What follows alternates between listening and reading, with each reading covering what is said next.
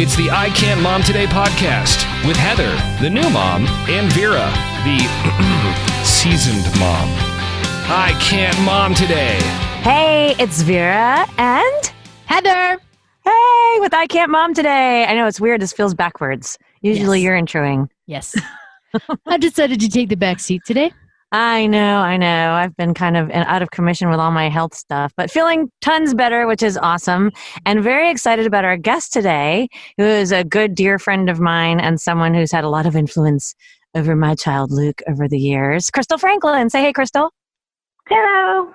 Kristal, I guess I should probably let you tell us what all you do because it's a lot. I met Kristal initially because she and her husband had a karate school with an after school, which was wonderful. And my son went to that karate school and the after school, had a wonderful experience, is now a second degree black belt. And it was really fantastic, first of all.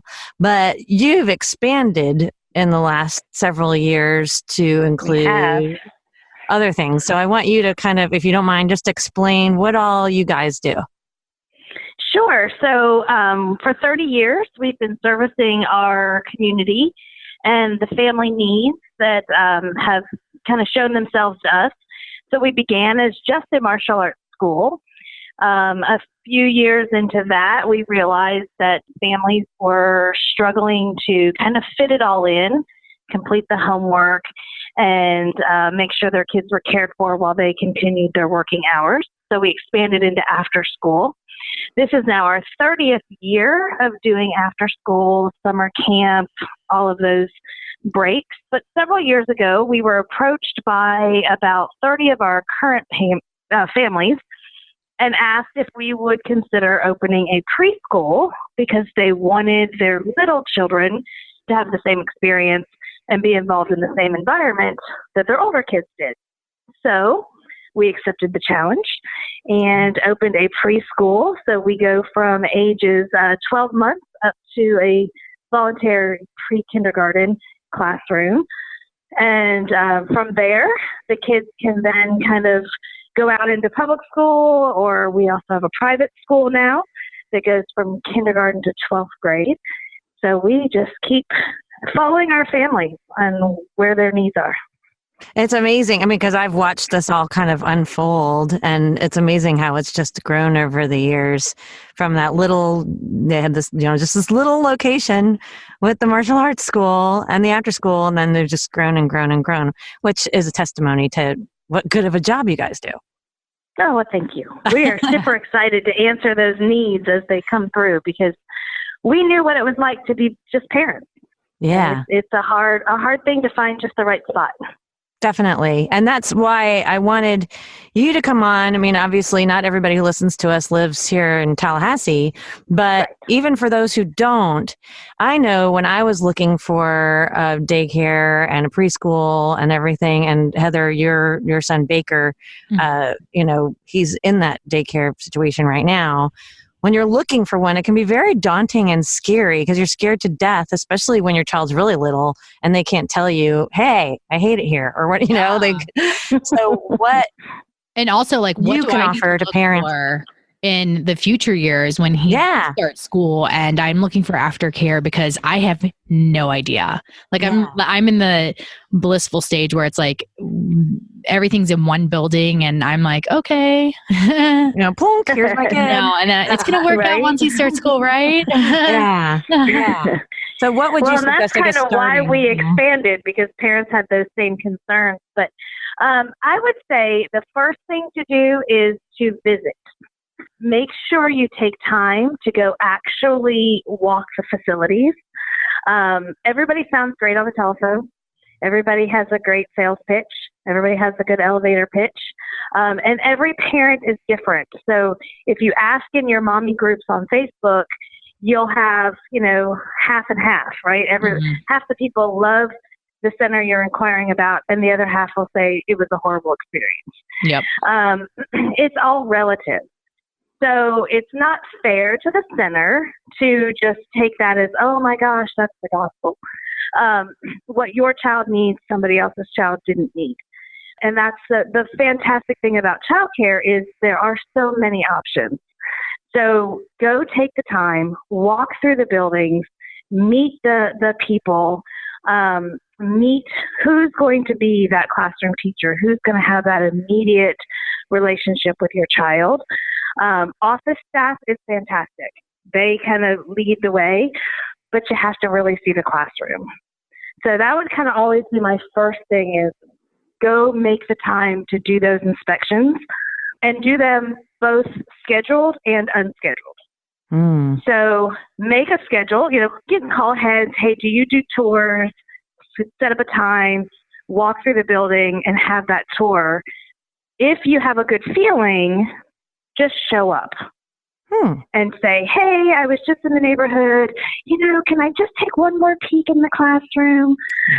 Because now you're going to see the real life experience where, not that I'm saying centers always script it, but, you're always on your best behavior when you know someone's coming. So just stop in. Hey, can I just take one more peek? Or, oh, I had another question.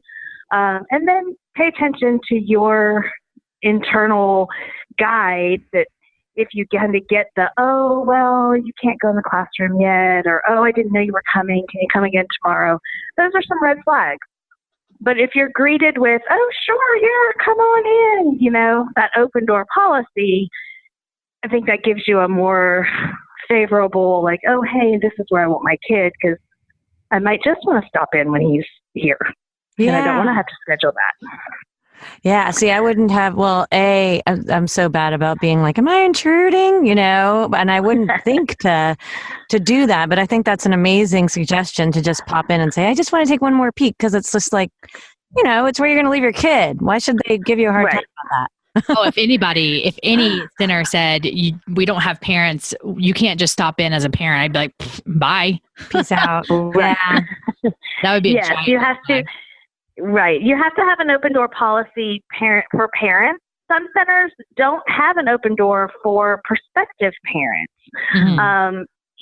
Some of that's a safety issue. Yeah. So, as centers, we have to make sure that, we're always with that person and, making sure we have to look at everything, make sure there's no recording devices out, make sure that the person doesn't have a cell phone out, have an opportunity to take a picture of a child. I mean, all of those things happen on our side when you do want to come take a tour. So that's crazy. Some centers, it is, and sadly, it's the world we live in. But safety is always our first go-to. So we have to think of all of the options of what could be happening for allowing this person to walk into our building, even as a prospective client. So as a prospective client, it's really the best idea is to go ahead and set up a formal interview and then do the drop-in interview later so that they at least know who you are and it's not like some random coming off the street. Yeah. Yes. Okay. Yes. And that's how, we would schedule it. So if somebody just kind of pops in and says, hey, I'm looking at daycares. Can I do this? I'll say, well, here's a floor plan. Here's how the layout is. Let's get you scheduled. But once you've been in, if you pop in and be like, hey, I just have another question, or, oh, I just need to see, whatever, then I'm familiar with you. I know you're safe. We've already had a conversation. Sure, let's go take that look. Cool. That's a very good suggestion. And then I would also say, bring your child back. So a lot of parents just say, okay, this is great. I feel fantastic here. And, oh, this is right in my budget and a good location. And then day one, they bring little guy over and say, okay, here you go. But little guy doesn't really know anyone. He's never had a feeling of the space. He doesn't know what to expect, especially in the younger ages.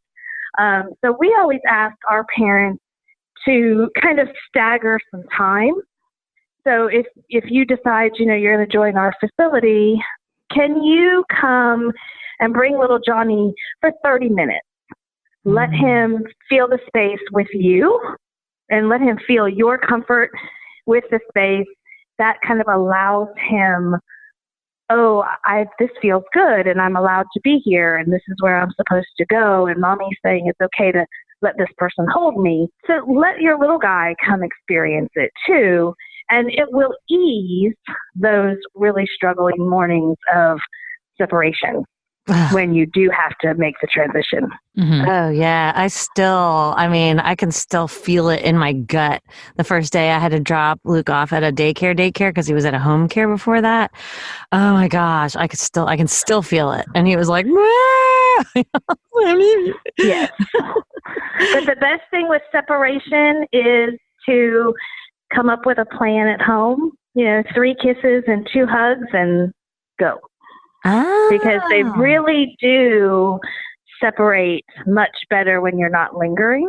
Mm-hmm. Because when you're lingering, you're telling them that, hey, you can come to me for that comfort.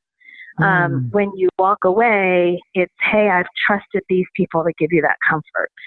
And they do transition very quickly, 10 minutes.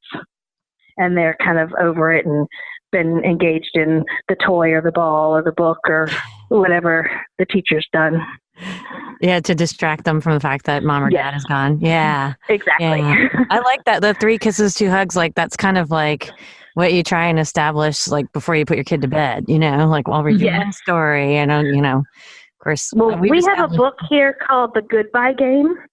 Yeah. And you can find it on Amazon. It's a phenomenal book for any child that has any kind of separation anxiety. But this one's about a little boy going to daycare. And in the back of it, there's a deck of cards. And the deck of cards are something you carry with you. And in the book, you learn that the little boy picks a card, and whatever happens on that card is what they do. And that's kind of their pattern. So then you carry the cards. They draw a card. It'll say 3 kisses and 2 hugs or whatever, and then you perform that task, and then they, separate. It is a fantastic book for children with separation anxiety. Wow. What's the name of it again? The Goodbye Game. The Goodbye Game. That's awesome. Yes. Yeah. What about for parents who have separation anxiety? A good glass of Merlot. That's too funny. So is this giving permission to drink in the morning? Yeah, right. Sure. A mommy sippy cup. And a mommy sippy cup. That's right.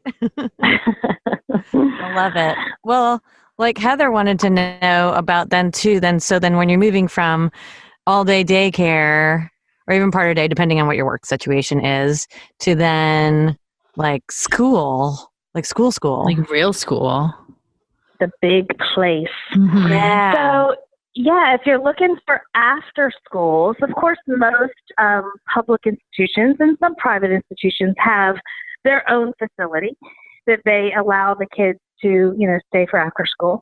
And then there are those like us who transport, and we pick the kids up and bring them back to our facility. So the first thing I would always say is what interests your child.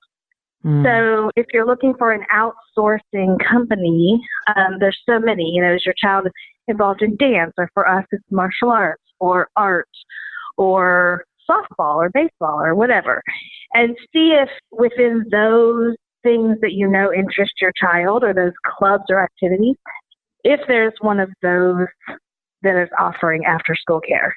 Because if you find the activity, it's usually going to be a pretty smooth transition for your child because it's something they already want to do. Mm-hmm. It also saves you on that back and forth to practice, right? So if you're picking them up, and if they're picking them up, they're going to go do that activity.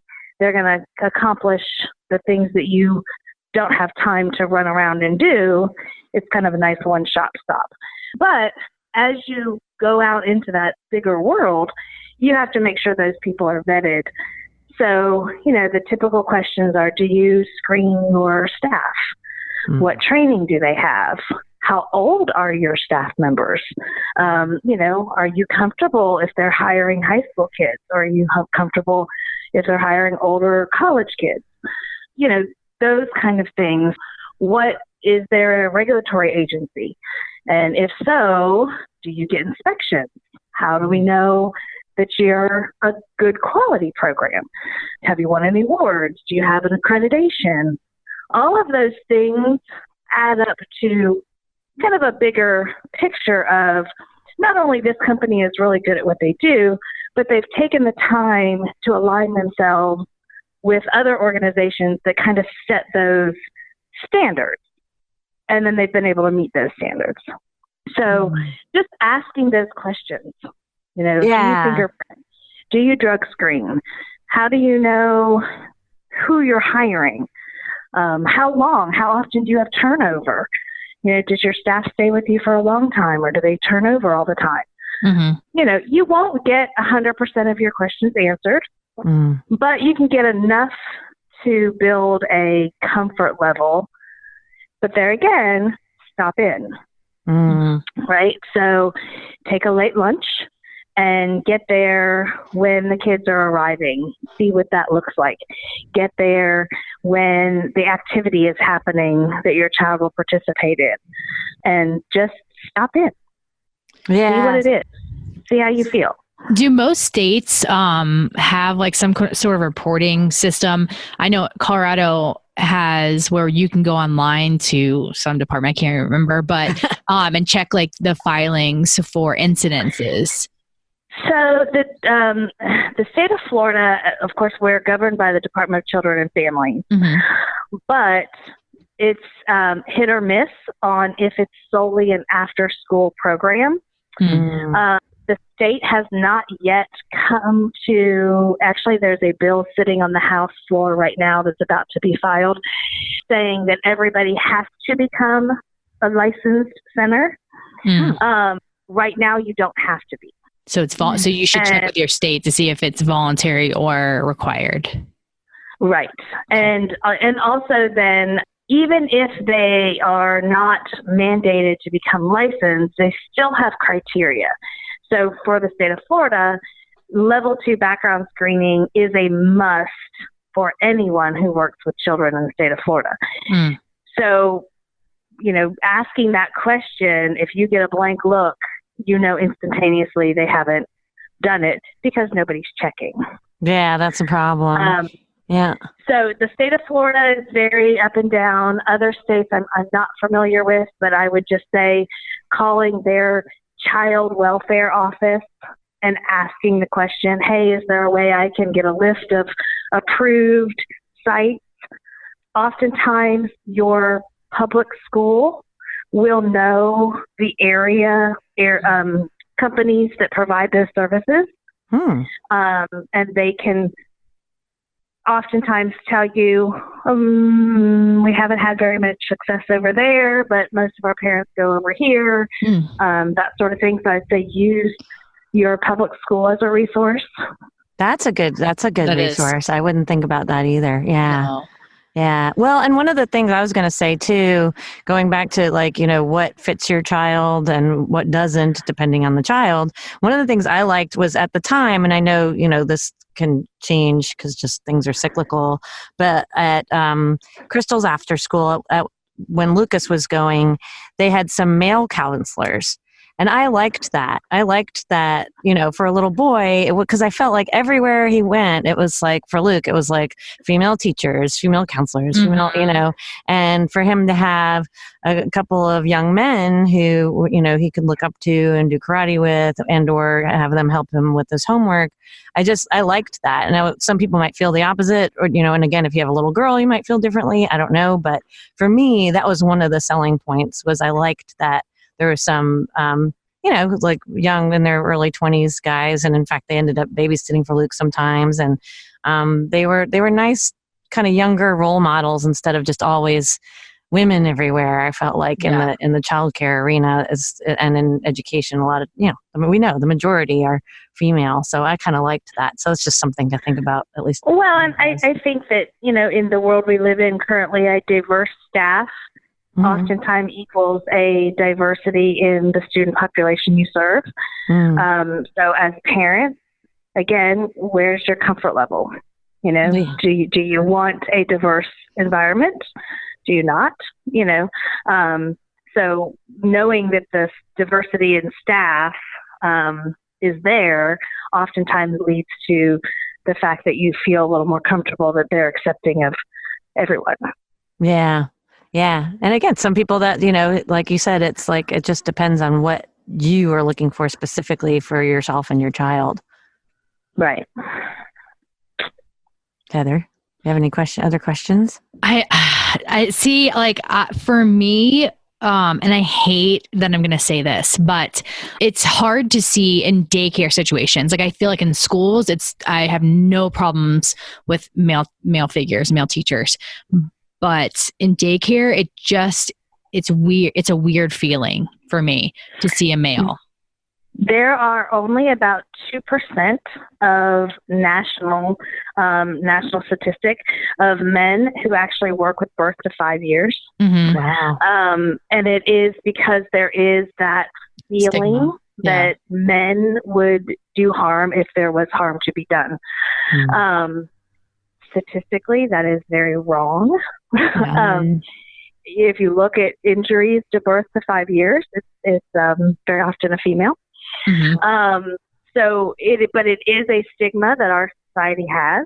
Mm-hmm. And in all of the years that I've been doing this, I have never, ever had an applicant to work in my birth to 5 that was male. Yeah. So it's just not an industry that has kind of crossed over. And there haven't been a whole lot of men that have said, hey, I just love kids and this is where I want to be. There's a lot of stay-at-home daddies that do phenomenal jobs raising their kiddos. So I personally would welcome that applicant, but from the mommy side, which is typically the one who's dropping off and picking up and making the decisions, it is a very hard kind of pill to swallow. It causes great hesitation in people when they see and they're handing that little tiny baby over to a man. Mm-hmm. But I think, culturally we're all changing and getting there. Professionally, maybe someday birth to 5 will see more men counselors. After school, having male counselors, I think is phenomenal. Yeah. Because you have that kind of, hey man, I've been there, I've done it kind of relationship. Yeah, exactly. And your older kids can talk. Mm-hmm. And I feel like that younger group too needs more nurturing and hand-holding, and that's not really a place that men typically take in the lives of children. They're usually more, and I'm sterilizing. Sterilizing is our word we made up.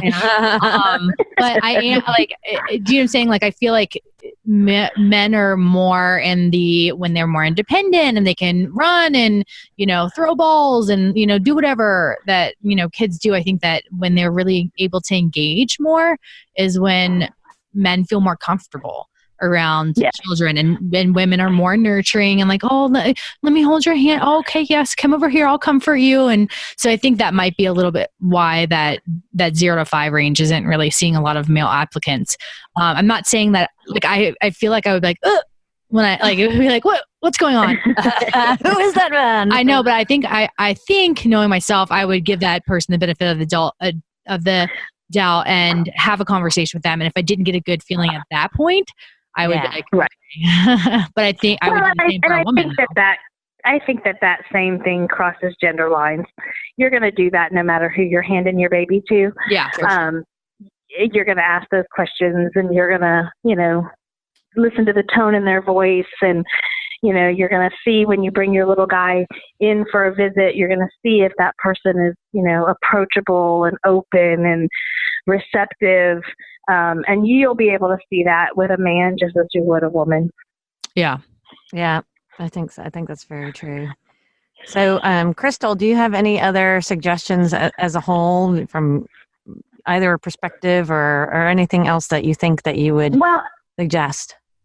I just think know your child, know how your child learns, know what environment pulls out where your child needs to be pulled out. So if they are a learn by play and they need to build and construct and touch things to grasp the concepts, make sure that the center or environment that you're putting them in allows for that sort of learning. If your child is more introverted and needs a book in their hand and needs to write to learn it, make sure that they have those opportunities. Because every child approaches learning different, even in the birth to 5 years. Kids approach learning and growing in different ways. So just make sure you know how the curriculum is going to be passed on, how the child is going to learn the material that's being offered, and then just know if it's a good fit for your child. But then don't be afraid to make a change. Yeah, because well, see, what's good for your child may not be the same thing 3 years from now. That's so true. And Luke was a perfect example. We brought him to a Montessori school because I felt like, the daycare preschool wasn't giving him enough. So I switched him to Montessori school, and he was great there for about a year. And then he started acting up because he didn't want to take a nap. And so he basically kind of sort of I say it was a mutual decision, but he essentially got kicked out, and he's still ashamed of it to this day. And he was 3. As he should be. So I think he was getting bored. It was just, he was there for a year. It was a small school with, again, like a bunch of really lovely older ladies though, teaching. And I think he needed some more rough and tumble, some more activity. So that's how I ended up with him. I took him at that time. Kristal didn't have the preschool. So I took him to a different preschool and then to Kristal's school for after school. And it was perfect. And I said to her, I was like, okay, so is he bad? Is he bad? And Kristal's like, he's awesome. No problems. None at all. I was like, okay, my kid isn't a demon. Okay. So like you said, same kid, but within those 3 years, he changed a lot. He went from one thing to the next, and you just got to see, like you said, Kristal, what works for him, but then recognize what works today might not work a year from now or 6 months from now even. Right. I do have a question. Yes. I have a question about multi-kid families because let's say that Baker is going to be a big brother, whatever. And he is really rough, but what if the other child is very introverted and he is at after school that is geared towards him? Would most centers be able to differentiate for this other child that's very introverted and quiet and needs that book versus the rough and tumble? So it would depend on the center. We do all differentiated instruction from our, 1-year-old classroom to our high school seniors. So we understand that whole philosophy and structure our programming that way. Some centers, if they're centered around one activity, so gymnastics, they probably wouldn't be able to do that because that's what they know, that's what they teach, and that's the only kind of lane they're in. So you do have to, as a multi-child family, find a place that kind of can adapt. And so, hey, my newest little one coming into your program, she's okay with doing gymnastics, but maybe just 30 minutes, and then she'd really rather just sit and read a book. Is there a quiet place that she can do that? Sometimes it just takes the parent asking and saying, hey, my child needs X, Y, and Z, and the center will be receptive to, oh, well, we didn't really think of that, but sure, maybe we can design this quiet space because there might be other ones that want that. So they might just grow through being asked. Some will just say, no, I'm sorry, that's not what we do. Yeah. Okay. Yeah, and then but it's good to ask and say, my kid might need this. Can you do that? And if they're not if they're not willing to make that, that might be a big cue that it's not for you. Right. Well, yeah, or they might not just plain not have the ability. The second one. No, totally. Yeah. Yeah. Exactly. So sweet. Well, thank you so much. Not willing to. Oh, you're so very welcome. This was very informative. Even I'm like, man, I wish I kind of knew some of the stuff, although it all worked out great.